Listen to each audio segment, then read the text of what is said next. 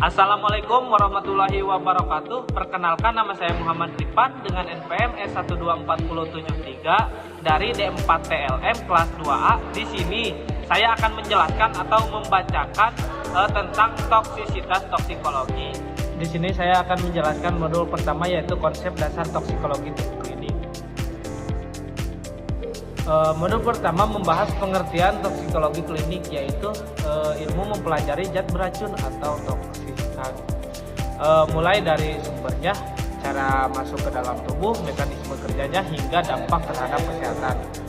Paparan racun dapat terjadi melalui makanan, obat-obatan, pestisida, limbah industri, maupun bahan kimia lainnya. Racun dapat masuk ke dalam tubuh melalui saluran pernapasan, pencernaan, kulit, atau suntikan. Efeknya dapat bersifat akut, yaitu muncul dalam waktu singkat, maupun kronis akibat paparan dalam jangka panjang.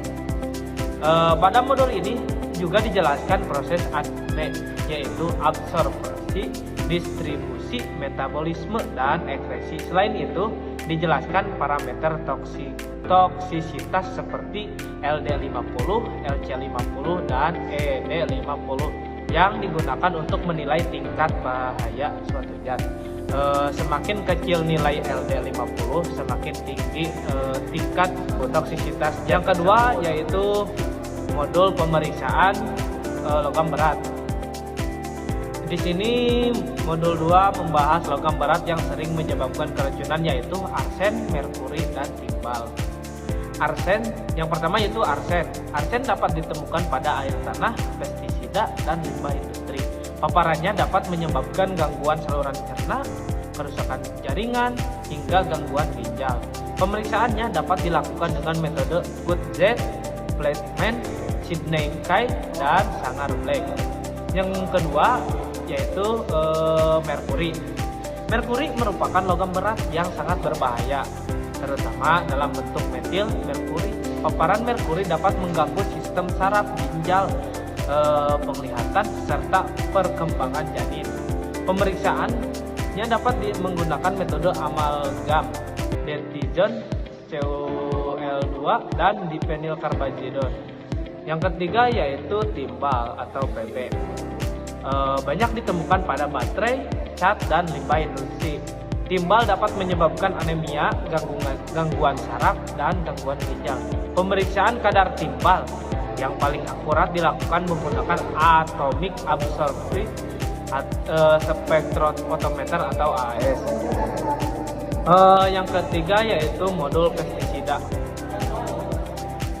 terutama pada golongan organofosfat dan karbamat yang bekerja dengan menghambat enzim asetilkolinesterase.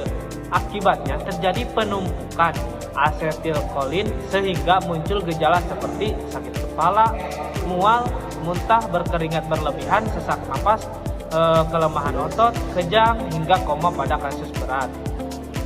Pemeriksaan dilakukan dengan mengukur aktivitas enzim asetilkolinesterase menggunakan reaktif Piper kit. Selain pemeriksaan laboratorium, pencegahan keracunan juga sangat penting, seperti menggunakan alat pelindung diri, mencuci tangan setelah bekerja, dan mengikuti petunjuk penggunaan pestisida.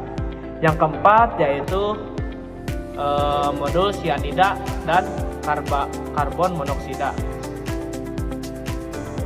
Dua racun yang sering menyebabkan keracunan akut yaitu sianida dan karbon monoksida.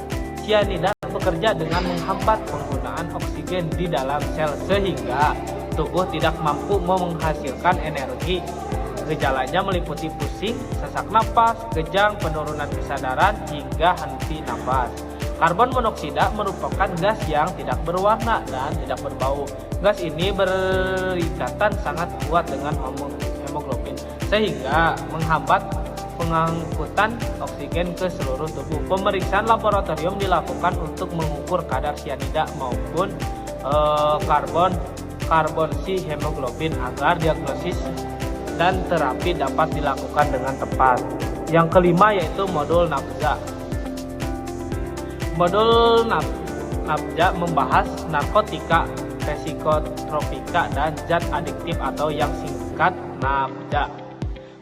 Penyalahgunaan NAFZA merupakan masalah kesehatan sekaligus masalah sosial karena dapat menyebabkan ketergantungan fisik maupun psikologis. NAFZA terdiri dari narkotika, psikotropika, dan zat adiktif lainnya seperti alkohol, nikotin, serta inhalansia.